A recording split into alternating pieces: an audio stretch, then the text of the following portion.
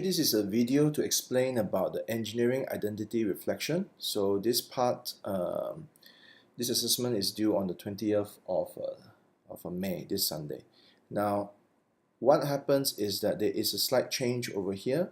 So previously it was 3 times 8%, so now it's 2 times 12%. The reason is because we only have 2 speakers, one senior and one graduate.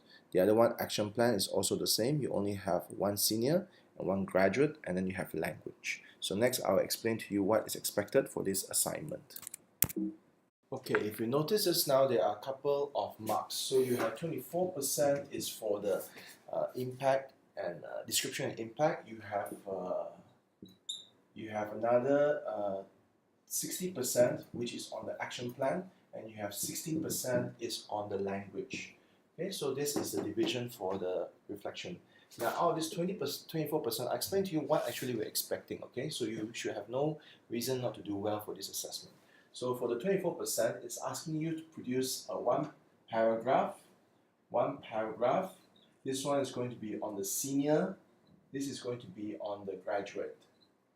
And for this one, what happens is you have to explain about who. So explain about the background, the name of the speaker, what does he do, that sort of thing. You don't have to write a whole one paragraph only on who, but just one sentence or 2 sentences on it. Then you explain about one idea. So one idea that you gain. So for example, you can say that, okay, the senior panel, he explained about being professional. So that's one idea. Or you can say about lifelong learning, that's one idea. Don't give 2, don't give 3. Marks are only given for one good idea. Alright, so just explain what was the thing that was one idea that was very good. Then explain why.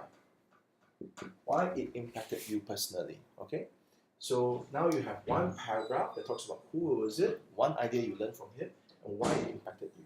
Then you do the same for the junior. Who, one idea, and why.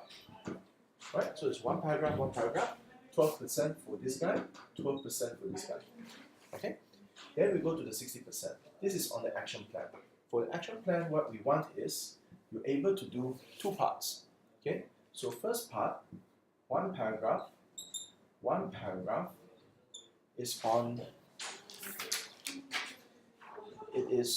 the insight. Okay? So it's asking you to talk about the insight. And this one talks about, okay, one idea, lifelong learning. For example, this insight must be based on the idea over here. So if you're talking about the idea over here, for example, is talking about lifelong learning. And over here, your insight is going to be on lifelong learning. And then when you talk about it, you say, how is it related to your course? And how is it related to your future career? You can explain, for my course, I need to do research for my final year project in the future, or for any other course.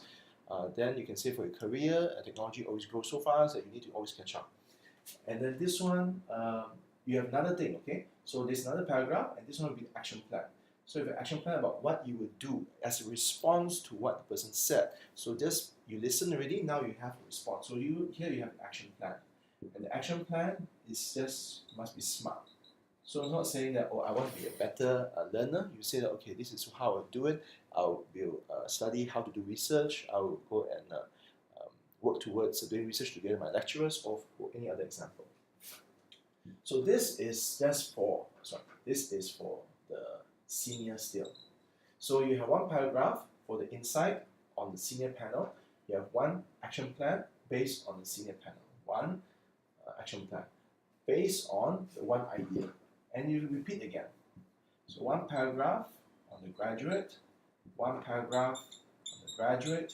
The graduate, you have one talking about insight, another one talking about one action plan.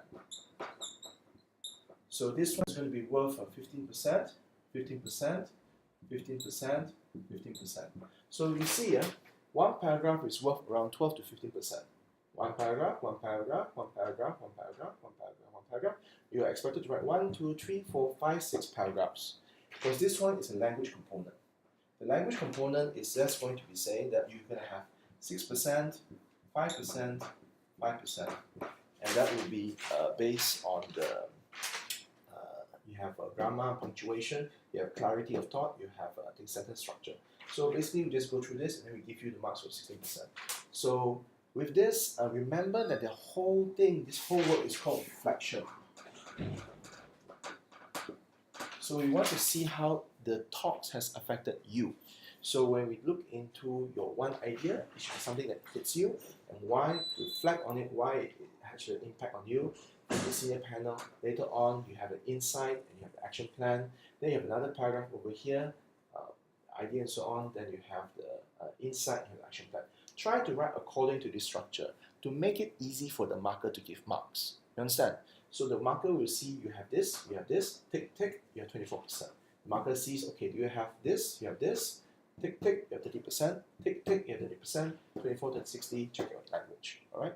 So just make sure you do all these things right, and you should be able to complete this assessment 2 to 3 hours. There should not be any reason why you are delayed in completing this assessment if you have actually visited the talk and you actually listened and understood what was going on. Again, you only ask for one idea for each talk. There was a question, there was a suggestion on why not make it on a extend. I think the question is why not extend the deadline?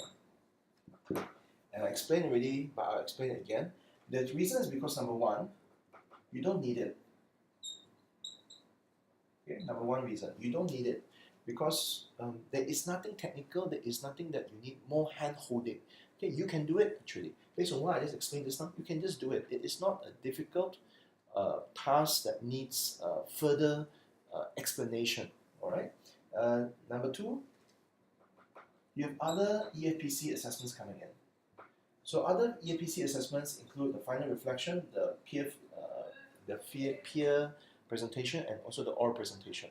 And also some of you guys are doing construction. So rather than trying to do extend, and just putting all these things to the back, I'd rather that you just finish this task and just submit.